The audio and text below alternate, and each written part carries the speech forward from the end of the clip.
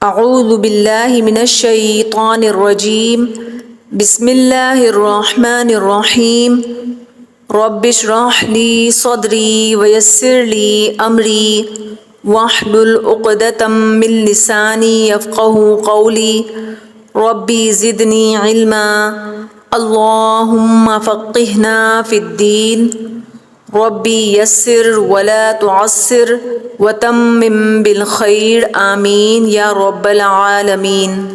سورۃ البقرہ 1-3۔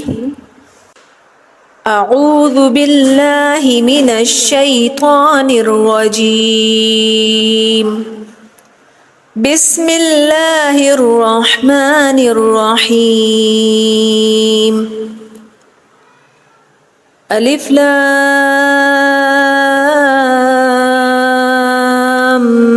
میم ذالک الکتاب لا ریب فیہ ھدی للمتقین الذین یؤمنون بالغیب ویقیمون الصلاة ومما رزقناہم ينفقون۔ اعوذ باللہ من الشیطان الرجیم بسم اللہ الرحمن الرحیم۔ آج ہم اپنے تجزیہ و ترکیب کے لیکچر نمبر 2 میں سورہ البقرہ کا آغاز کر رہے ہیں۔ سب سے پہلے آیت نمبر 1 کو دیکھتے ہیں۔ الف لام میم، یہ حروف مقطعات ہیں، انہیں الگ الگ ساکن پڑھا جاتا ہے، ان کا علم صرف اللہ کو ہے۔ یہ 29 سورتوں کی ابتدا میں آئے ہیں اور ان کی تعداد 78 ہے۔ اب آیت نمبر 2 کے کلمات دیکھیں تو اس میں 3 حروف آ رہے ہیں، لا، فی اور پھر لا، ان تینوں کو ریڈ کر دیں گے۔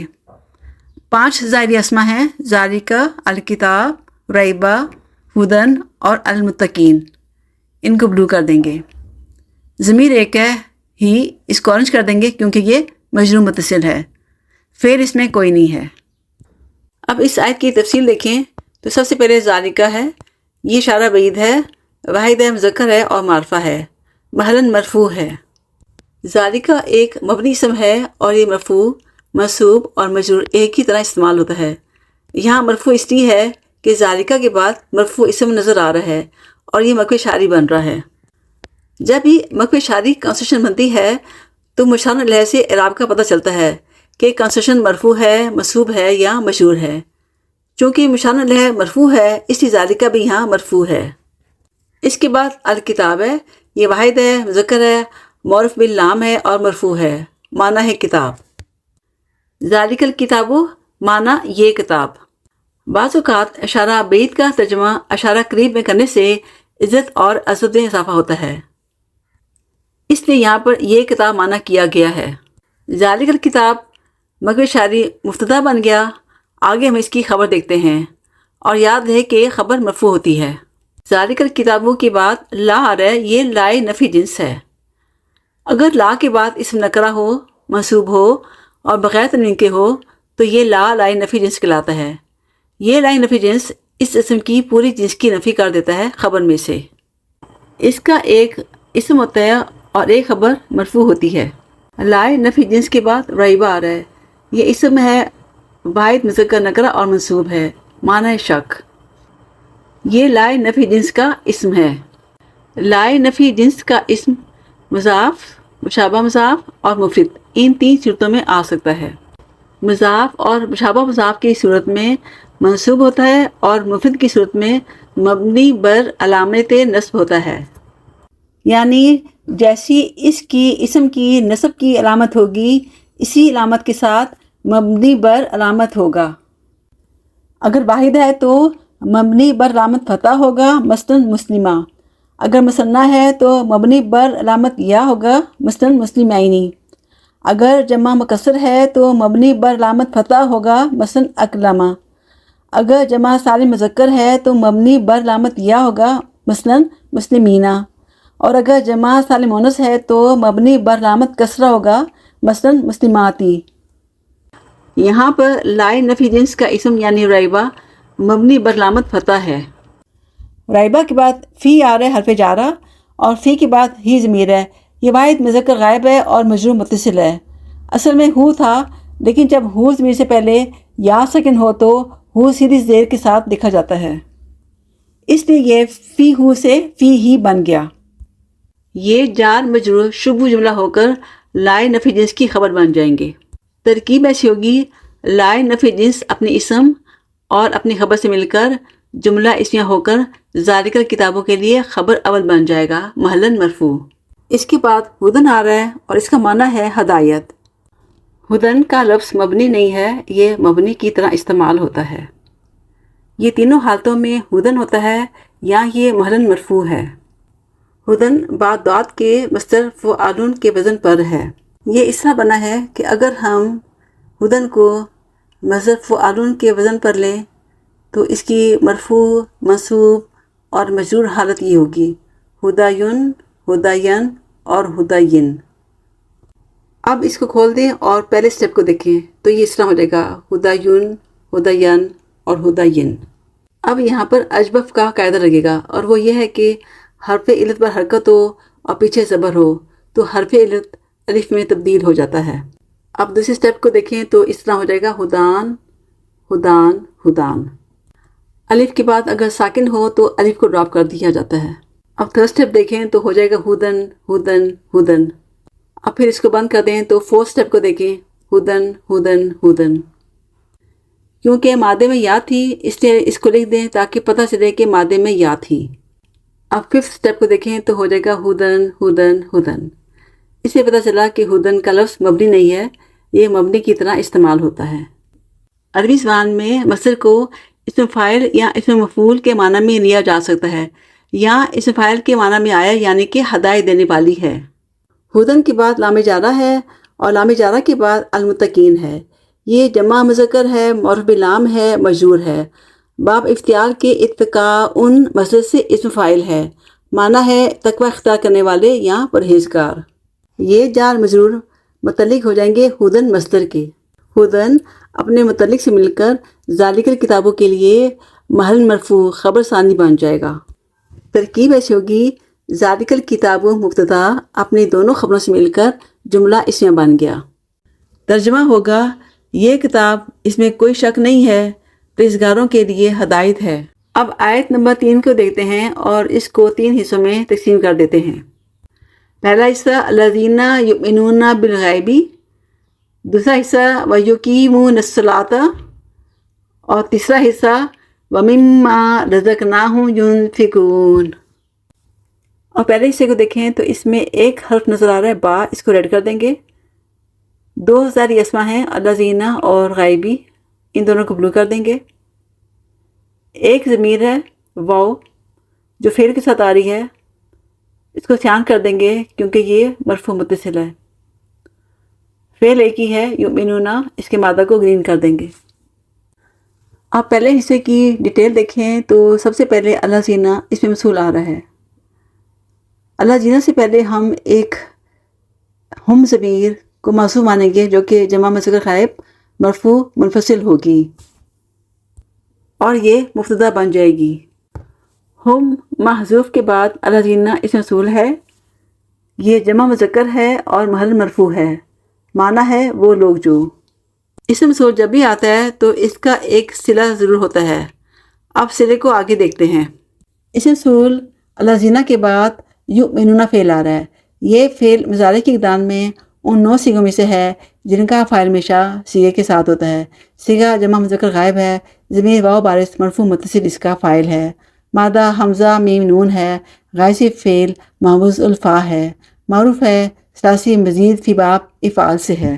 آمنا سے آمن ہو جائے گا، یؤمن سے یؤمن ہو جائے گا اور ایمانن سے ایمانن ہو جائے گا، معنی ہے کسی کو امن دینا، اور یہ متعدی فعل ہے۔ غائب فعل محفوظ ثلاثی مجرد کے 6 ابواب سے آتا ہے، لیکن تبدیلی صرف مضارع کے واحد متکلم صیغے میں آتی ہے۔ محمود ثلاثی مزید فی کے تقریباً تمام ابواب میں استعمال ہوتا ہے، لیکن تبدیلی صرف باب افعال اور باب افتعال میں ہوتی ہے۔ تبدیلی ان دونوں کے ماضی کے پہلے صیغے سے آخری صیغے تک ہوتی ہے اور مضارع کے واحد متکلم کے صیغے میں ہوتی ہے۔ محموز کا جو قاعدہ یہاں پر لگا وہ یہ ہے کہ فعل کے کسی صیغے میں دو حمزہ اکٹھے آ جائیں جس میں پہلا حمزہ حرکت والا ہو اور دوسرا حمزہ ساکن ہو، تو دوسرے حمزے کو پہلے حمزے کی حرکت کے موافق حرف میں تبدیل کر دیتے ہیں۔ اگر زبر ہے تو الف ہو جائے گا، اگر پیش ہے تو واو ہو جائے گا، اور اگر زیر ہے تو یا ہو جائے گا۔ فعل ضارع کے اوپر پیش ہو تو 4 پاسبلٹیز ہو سکتی ہیں۔ یہاں فعل مجہول ہے، یہاں باب افعال سے ہے، یہاں باب تفعیل سے ہے، یہاں باب مفعلہ سے ہے۔ ان میں سے یہ کون سا صیغہ ہے، اس کے لیے اس کا عین کلمہ دیکھا جائے گا۔ اگر عین کلمہ پر زبر ہوتی تو فعل مضارع مجہول ہوتا، اگر عین کلمہ شد والا ہوتا تو باب تفعیل سے ہوتا، اگر فا اور عین کلمہ کے درمیان الف ہوتا تو باب مفعلہ سے ہوتا۔ اب ایک ہی پاسبلٹی رہ جاتی ہے کہ یہ باب افعال سے ہے کیونکہ عین کلمہ کے نیچے زیر ہے۔ یؤمنون فعل کے بعد با حرف جارہ ہے بمعنی علی کے، یعنی پر۔ جب بھی حروف جارہ اپنے معنی میں استعمال نہ ہو رہے ہوں تو اس کا مطلب یہ ہے کہ یہ فعل کی پریپوزیشن کے طور پر استعمال ہو رہے ہیں۔ با حرف جارہ کے بعد الغیبی آ رہا ہے، یہ واحد ہے، مذکر ہے، معرف لام ہے اور مجرور ہے، معنی ہے غیب۔ بالغیبی معنی غیب پر۔ یہ جار مجرور صرف لغ متعلق ہو جائیں گے فعل یؤمنون کے۔ ترکیب ایسی ہوگی، یؤمنون فعل اپنے فاعل اور متعلق سے مل کر جملہ فعلیہ بن کر معطوف علیہ ہو جائے گا۔ ترجمہ ہوگا وہ لوگ جو غیب پر ایمان لاتے ہیں۔ اب دوسرے حصے کے کلمات دیکھیں تو اس میں حرف ایک نظر آ رہا ہے، واو، اس کو ریڈ کر دیں گے۔ زہری سم بھی ایک ہے، اصلات، اس کو بلو کر دیں گے۔ فعل بھی ایک ہے، یقیمونا، اس کے ماضی کو گرین کر دیں گے۔ اور اس فعل میں جو واو زمین نظر آ رہی ہے اس کو سیان کر دیں گے کیونکہ یہ مرفوع متصل ہے۔ اس حصے کی تفصیل دیکھیں تو سب سے پہلے واو آ رہا ہے، یہ حرف عطف ہے۔ واو کے بعد یقیمونا آ رہا ہے۔ یہ فعل مضارع کی اقدام میں ان 9 صیغوں میں سے ہے جن کا فاعل ہمیشہ صیغے کے ساتھ ہوتا ہے۔ صیغہ جمع مذکر غائب ہے، ضمیر واو بارش مرفوع متصل اس کا فاعل ہے۔ مادہ قاف واو میم ہے، غائسی فعل معطل عین اجب واوی ہے، معروف ہے، ساسی مزید کی باب افعال سے ہے۔ اقوامہ سے اقامہ ہو جائے گا، یقویمو سے یقیمو ہو جائے گا، اور مصدر میں اقوامن سے اقامتن ہو جائے گا، معنی ہے قائم کرنا، اور یہ متعدی فعل ہے۔ یہ فعل بغیر پریپوزیشن کے استعمال ہوتا ہے۔ غائسی فعل اجوف کے ہم قواعد پہلے ڈسکس کر چکے ہیں، اس لیے ہم آگے چلتے ہیں۔ یقیمونا فعل کے بعد اصلات آ رہا ہے، یہ اس میں جامد ہے، واحد ہے، مونث ہے، معرف نام ہے اور منصوب ہے، معنی ہے خاص عبادت یعنی نماز، اور یہ مفعول بھی بن رہا ہے۔ ترکیب ایسی ہوگی، یقیمونا فعل اپنے فاعل اور مفعول بھی سے مل کر جملہ فعلیہ بن کر معطوف اول ہو جائے گا، ترجمہ ہوگا اور وہ نماز قائم کرتے ہیں۔ اب تیسرے حصے کے کلمات دیکھیں تو اس میں 2 حروف نظر آ رہے ہیں، واو اور من، ان دونوں کو ریڈ کر دیں گے۔ ایک قسم ہے ظاہری، ما، اس کو بلو کر دیں گے۔ 2 فعل نظر آ رہے ہیں، رزقنا اور ینفقونا، ان کے مادہ کو گرین کر دیں گے۔ ان کے ساتھ جو ضمائر ہیں نا اور واو، ان دونوں کو سیان کر دیں گے کیونکہ یہ دونوں مرفوع متصل ہیں۔ ایک ہم ضمیر ہے، اس کو پرپل کر دیں گے کیونکہ یہ منصوب متصل ہے۔ اب اس حصے کی ڈیٹیل دیکھیں تو سب سے پہلے واو حرف عطف ہے، اس کے بعد من حرف جارہ ہے، اور من کے بعد ما ہے، یہ اسم موصول ہے جو کہ محل مجرور ہے کیونکہ یہ من حرف جارہ کے بعد آ رہا ہے۔ ما کے بعد رزقناہم فعل ہے، فاعل ہے، مفعول بھی ہے۔ ایک بات نوٹ کرنے کی ہے کہ اٹیچ ضمیر جب بھی فعل کے ساتھ آئے گی تو وہ اس فعل کا مفعول بھی بنے گی۔ یہ فعل ماضی کی اقدام میں ان 12 صیغوں میں سے ہے جن کا فاعل ہمیشہ فعل کے ساتھ ہوتا ہے۔ صیغہ جمع متکلم ہے، ضمیر نا بارش مرفوع متصل اس کا فاعل ہے، مادہ را زا قاف ہے، معروف ہے، صحیح فعل ہے، ثلاثی مجرد باب نون سے ہے۔ رزقا یرزقو رزقن، معنی ہے رزق دینا، اور یہ متعدی فعل ہے۔ اس فعل کے بعد ہم ضمیر آ رہی ہے، یہ جمع مذکر غائب ہے اور منصوب متصل ہے، اور یہ مفعول بھی بن رہی ہے۔ ترکیب ایسی ہوگی، رزقنا فعل اپنے فاعل اور مفعول بھی سے مل کر جملہ فعلیہ بن کر صلہ بن جائے گا اسم موصول ما کا۔ ما اسم موصول اور صلۃ الموصول مل کر مجرور ہو جائیں گے حرف جارہ من کے لیے۔ یہ جار مجرور متعلق مقدم ہو جائیں گے فعل ینفقون کے۔ اس کے بعد ینفقون فعل آ رہا ہے۔ یہ فعل مضارع کی اقدام میں ان 9 صیغوں میں سے ہے جن کا فاعل ہمیشہ صیغے کے ساتھ ہوتا ہے۔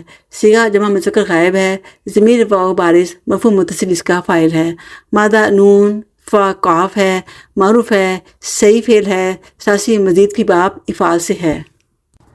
انفقا ینفقو انفاقن معنی ہے خرچ کرنا اور یہ متعدی فعل ہے۔ ترکیب ایسی ہوگی ینفقون فعل اپنے فاعل اور اپنے متعلق سے مل کر جملہ فعلیہ بن کر معطوف ثانی بن جائے گا۔ فائنل ترکیب ہوگی معطوف علیہ اپنے دونوں معطوف سے مل کر صلہ بن جائے گا اسم موصول علی زینہ کا۔ اسم موصول علی زینہ اپنے صلۃ الموصول سے مل کر خبر بن جائے گا محذوف ہم مبتدا کی محلاً مرفوع، یا یہ صفت بن جائے گا المتقین کی۔ محذوف مبتدا اپنے خبر سے مل کر جملہ اسمیہ بن گیا۔ ترجمہ ہوگا وہ لوگ جو غیب پر ایمان لاتے ہیں اور نماز قائم کرتے ہیں اور اس میں سے جو ہم نے انہیں رزق دیا ہے وہ خرچ کرتے ہیں۔ سبحانك اللهم وبحمدك أشهد أن لا إله إلا أنت أستغفرك وأتوب إليك۔ السلام علیکم ورحمۃ اللہ وبرکاتہ۔